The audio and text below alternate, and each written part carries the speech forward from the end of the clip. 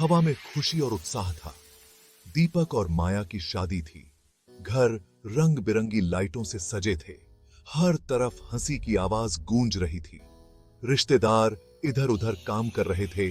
उनकी बातचीत एक प्यारी सी धुन की तरह थी। लेकिन दीपक बेचैन महसूस कर रहा था। वो माया से मिलना डिजायरा था। अपनी बेचैनी उसके साथ बांटना डिजायरा था।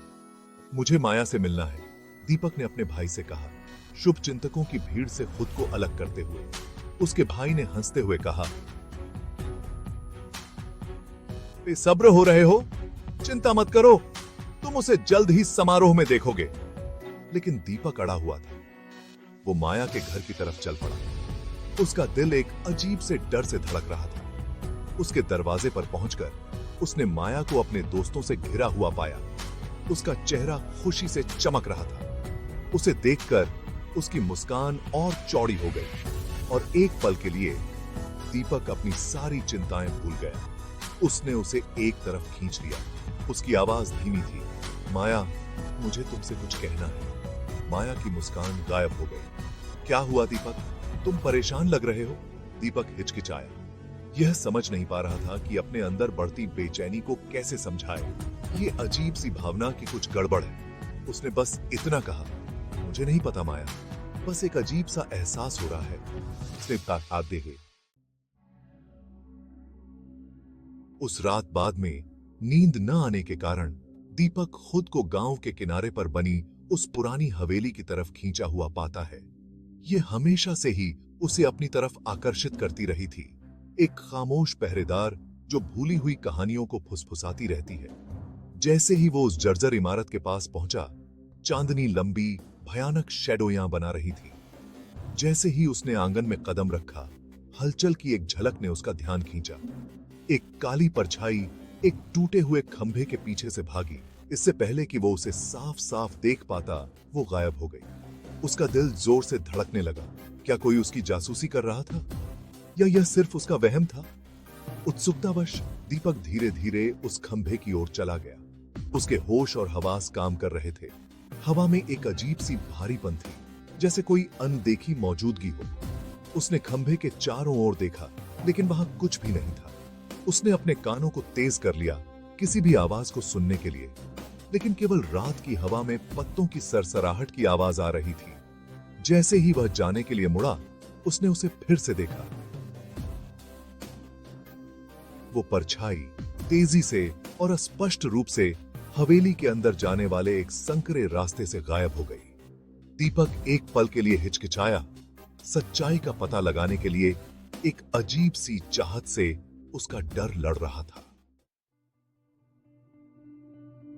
दीपक सावधानी से उस गलियारे में चल पड़ा। उसका हाथ नम, काई लगी दीवारों पर फिसल रहा था। हवा और ठंडी हो गई। हर कदम के साथ अंधेरा और घना होता गया।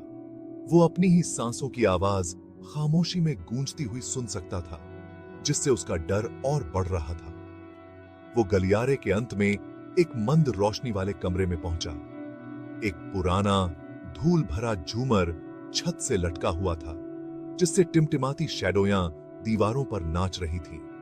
उसने कसम खाई होगी कि उसने उस परछाई को दूर दीवार से गायब होते देखा था, लेकिन जैसे ही वो करीब पहुंचा, उसने महसूस किया कि यह सिर्फ एक खाली चिमनी थी।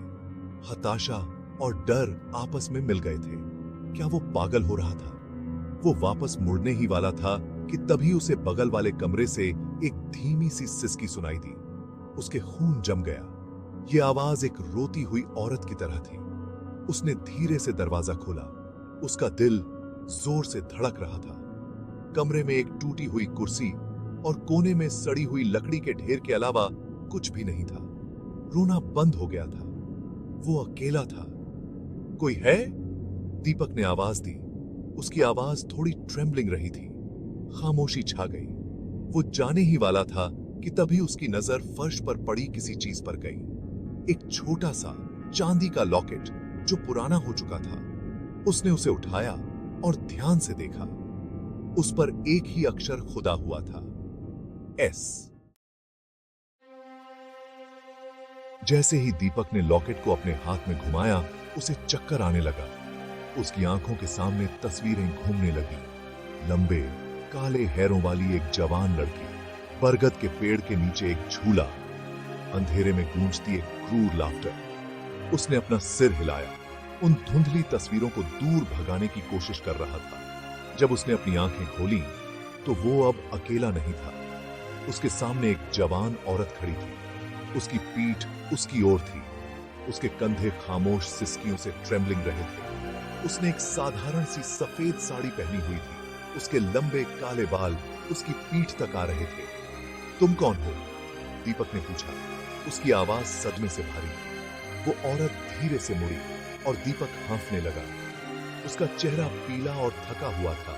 उसकी आंखें रोने से लाल और सूजी हुई थी, लेकिन उसकी आंखों ने उसे सबसे मेमोरिया प्रभावित किया। वो एक गहरे परिचित दुख से भरी हुई थी, एक ऐसा दर्द जो उसके अंदर तक गूंज रहा था। क्या तुम मुझे नहीं पहचानते दीपक? औरत फुसफुसाई। उसकी आवाज मुश्किल से सुनाई दे रही थी। दीपक का दिमाग तेजी से दौड़ रहा था। वो उन आंखों को, उस आवाज को जानता था, लेकिन वो उन्हें पहचान नहीं पा रहा था। यह एक भूले हुए सपने की तरह था, एक याद जो उसकी पहुंच से बिल्कुल दूर थी। मुझे समझ नहीं आ रहा है, दीपक हकलाया, एक कदम पीछे हटते हुए। तुम कौन हो? औरत ने उसकी तरफ एक कदम बढ़ाया। उसकी आंखें दर्द और चाहत के मिश्रण से भरी हुई थीं। मैं संजना हूं, उसने धीरे से कहा। और तुम दीपक, तुमने वादा किया था कि तुम मुझे कभी नहीं भूलोगे।